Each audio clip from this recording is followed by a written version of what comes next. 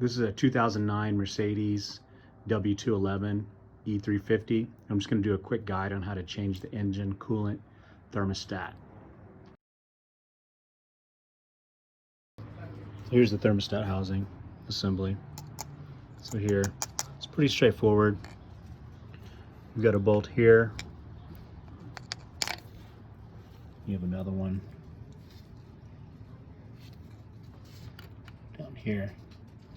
So we're gonna go ahead and pop this front piece off.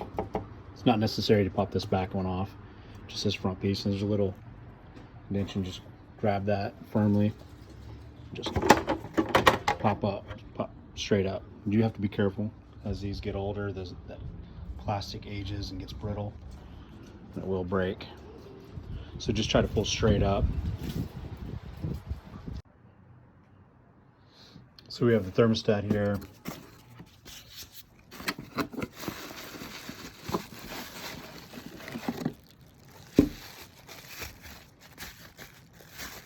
I was getting a bad sensor light. The code was reading, it was a bad temp sensor. So I decided to go ahead and just, instead of replacing one and then figuring out it's both of them, I just went ahead and replaced both of them. With these newer thermostats, that sensor's built in or it comes with it. So, I mean, it's cheap enough to where, you know, you're 30 to 50 bucks. Online, there's lots of different sources that you can buy these parts from. You know, obviously if you go to the dealership, you're looking at probably 150, 200 bucks. I'd say they probably do about the same. I'm sure the more expensive ones probably last you a little bit longer, but I figure they're cheap enough to where I can get a few years out of it, have to change it again. Yeah, that's fine. Do make sure that if you are going to replace, you get your gasket. Most of them come with it. This came with it, and it came with the temp sensor as well. So again, just the temp sensor alone was 20 to 30 bucks, so might as well just replace everything. Just to know that, you know, you're trying to track down issues, you have that covered. And if it's still kicking those codes, and now you can move on to the next thing it might be. But again, that's that. Make sure you get some gasket sealant.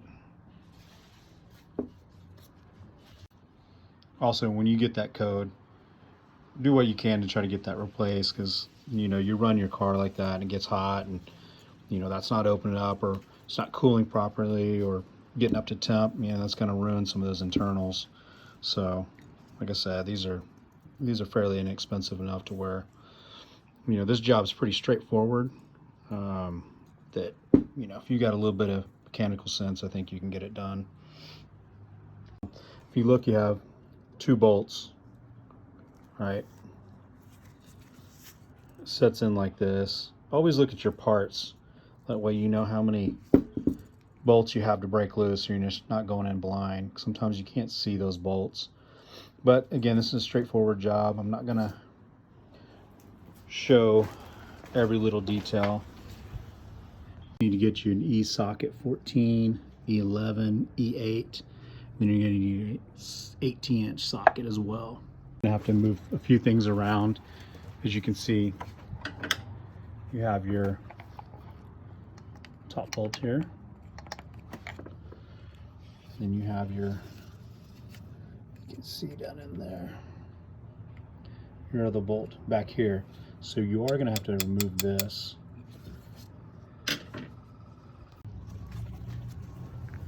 So down here you've got a couple bolts you're gonna have to loosen up. One, you're gonna take your 18-inch socket right here, you torque that to where it's gonna loosen up this serpentine belt, because then you're gonna want to pull this one off. And then from there, once you have that pulled off, you can get to the bottom bolt, which is right there. It's kind of hard to see, but it's directly behind this. And of course your top bolt is up here. And before you do all that, you're going to want to drain some coolant out. I'm going to drain a little bit out.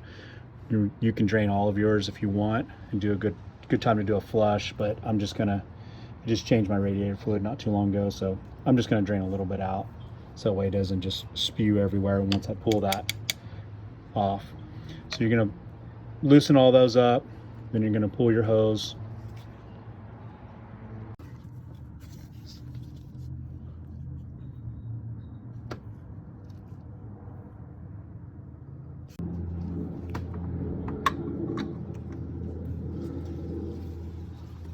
All you do is twist like that, then you pop that belt off. Once you have your serpentine belt off, you're going to go ahead and pop this one loose.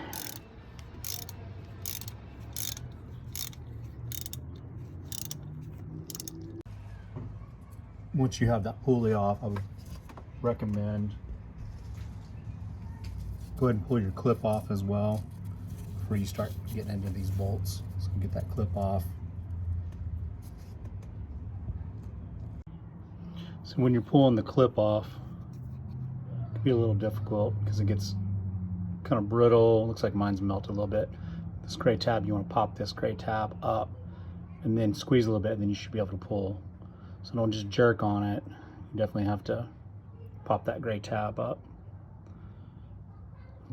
Again, mine looks like it's been melted a little bit, so I had to had some gunk on it, had to scrape off. But as far as the clip, pull that out. And I had previously said to do it before you pull it off, but it's actually easier to pull the thermostat off and then pop it out. And make sure all this gets cleaned up around. Get it nice and clean, wipe it down before you put on your gasket and kind of seal.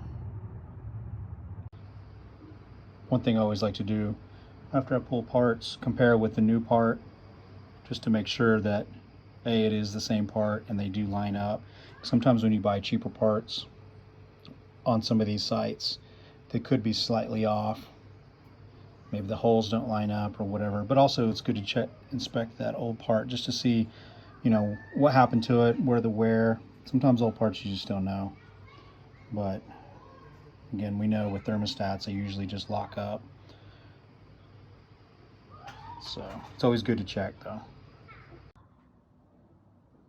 Put a little bit of this Permatex around the gasket and we'll get it put back on there.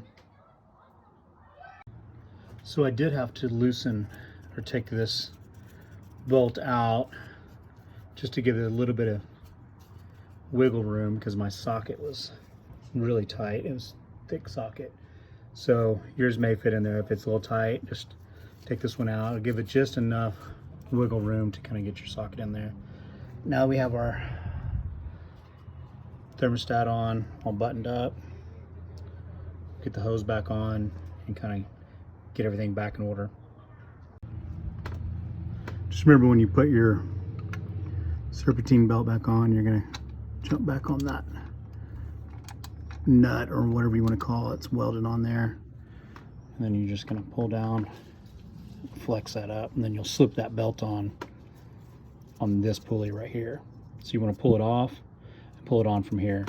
Don't ever do it from here because these have ridges and you could rip the belt or cause little tears. So this is smooth, so it slides on and off. So take it off here, put it back on there. Again, you have this little nut that you can put your socket on.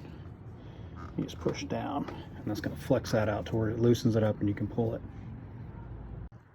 One thing to remember when you're putting your belt back on, make sure you get lined in these grooves. You don't ever want to get off, because if your belt gets off a little bit, it's just going to tear it up. So always make sure anytime you take that belt on and off, check every single pulley, make sure they're all lined up.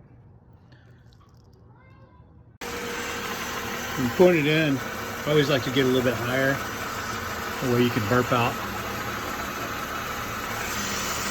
Flex that hose, get them bubbles out. Burp it out. You gotta burp that system out.